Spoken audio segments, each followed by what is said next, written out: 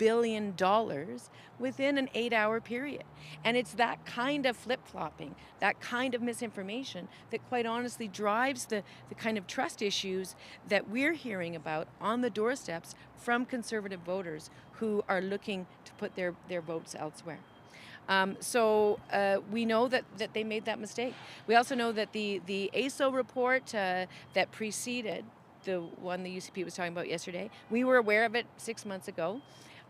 It's interesting. It's flawed. It overestimates the price of renewable energy by about 100%, and it underestimates what most economists say both the opportunities and the impact will be from technological innovation. So they're basically using flawed reports to say no. And I'll say this. It doesn't surprise me that Danielle Smith says we can't get to net zero by 2035, because Danielle Smith can't, because she doesn't believe in Albertans and she's not very ambitious. But we can, and we can make sure that there are jobs created and growth that comes from it. Do you have an exact number, Of jobs? No, of the cost of your plan. Ultimately, it's a net gain. It's a net gain in terms of economic growth for two reasons. The amount of capital that is attracted to engage in that work is significant. That creates jobs, that creates economic activity. And secondly, it supports our oil and gas industry, because what it allows us to do as a world-leading oil and gas producer is to follow the demand of international markets and firmly establish ourselves as the most sustainable, responsible producer of oil and gas in the world. Jason Hare in Calgary Herald. In anticipation of your pitch to UCP voters to vote for you, Danielle Smith was asked about her pitch to NDP voters to vote for her. She said pretty much union voters should look at the UCP because of her support for healthcare, her support for jobs. Said essentially your government would not support healthcare or jobs as hers would. Your response to that?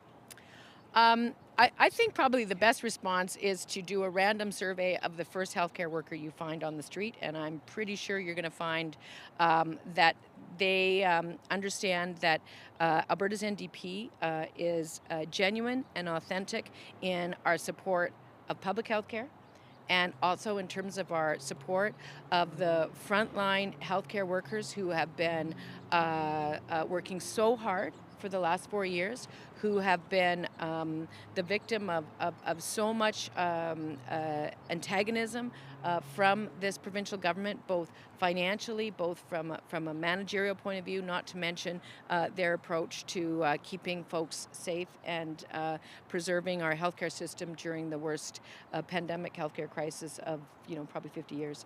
So I stand with healthcare workers, and I believe part of how we rebuild our healthcare system and how we successfully recruit and retain more healthcare workers is by establishing a truly respectful relationship. And I have a strong history of that.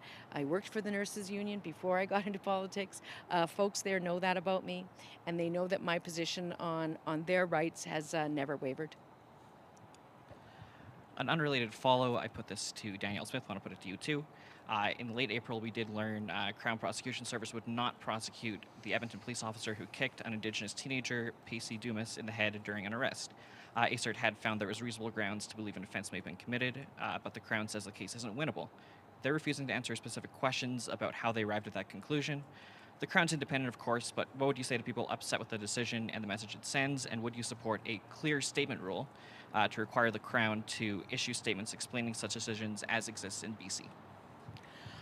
We're certainly open to looking at strong mechanisms to improve oversight of the police and to a certain degree oversight of the Crown, ensuring that it stays separate from political interference. But we do know, we've done a lot of work, a lot of conversations with minority groups and multicultural groups across Alberta over the last 2 years who feel that there needs to be some changes to how the good work of the police is also overseen and it remains objective in all cases. And so we're certainly looking at ways that we can review the police commission and other police oversight mechanisms, and we'll look at examples from other jurisdictions as well. We're going to go now to questions on the phone. We'll begin now with Dean Bennett of the Canadian Press. Dean, please unmute. Hi, Rachel, can you hear me? I sure can, yeah. Okay, so we need to get to the bottom of this 87 billion net zero thing, because the Premier's not rolling back on that. They stand by that claim. Kathleen Yanley came out last night and said it's false. Yeah. So what's going on here? I've asked the UCP this morning for some clarification, haven't heard back, so maybe you could walk this through for me. Takes the ASO report, says between 44 and 52 billion dollar hit. And then the caucus asks Navius to do a report on the knock-on effects. Navius comes back and says, well, the knock-on effects would be about 35 billion. However, Navius says the 35 billion is baked into the 52 and should not be added to it. Nevertheless, the UCP adds the two together. Bingo, 87 billion, and the economy is going to be destroyed. Is that so? I mean, I guess the question is, and then you tell me if you agree, the question is, why is the UCP and what rationale is the UCP using to add the two figures rather than use the Navius estimate? And why they're doing that? Because if they're not, isn't that double counting? Listen, as I said, we've got Danielle Smith out there refusing to disavow what is, at the very least, a $40 billion piece of misinformation that she and her team took active steps to share with Albertans. This is why Albertans can't trust Danielle Smith. This is why Albertans can't trust her leadership, because she flip-flops every day. As I've said, we've heard from this second company, Navius, I think it's called, that the UCP has misrepresented the conclusions of their report. The UCP is refusing to take responsibility for that.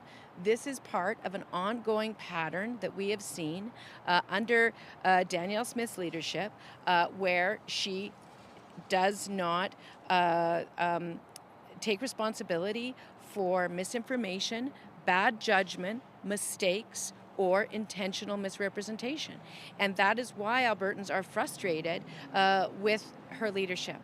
On the matter in question, because I have spoken to it, but I will just say one more